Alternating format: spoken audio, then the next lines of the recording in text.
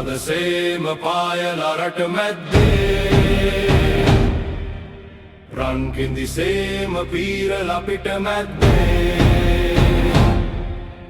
මාර සෙනඟ වට කරගෙන යම යුද්ධේ ලෙව් කැමැති දුවද තනියම වෙල මැද්දේ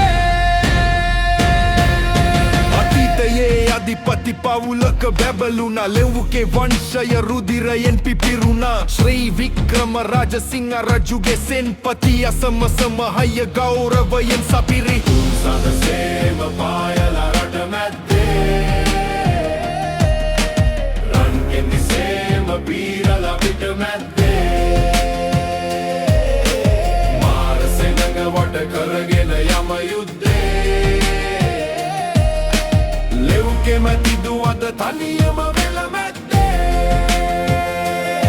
ඉන්දිය මල්ලව ශූරය අපි යෝග කර මහනුවරේ වීරයෙක් නැතිව නිහඬ වුණා ලෙව්ගේ නම මතුවේ රජුගේ විදුලි විරල් මම එන්නෙමි කියා රජුට නමස්කාර කළා ලෙව්ගේ පොල් කිරි අඩුයි පොල් ගෙඩියක් දීපි මට මල්ලුවා ඇවිත් ගනින් බොල නෑ මං එන්නේ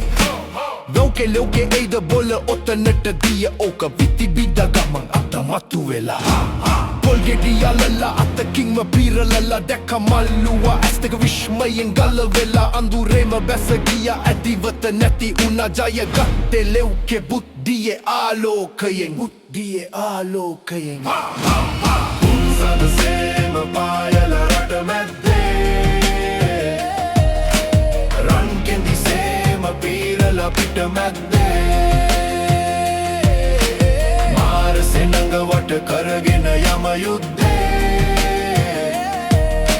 ලෙව් කැමැති දුවද තනියම වෙල මැද්දේ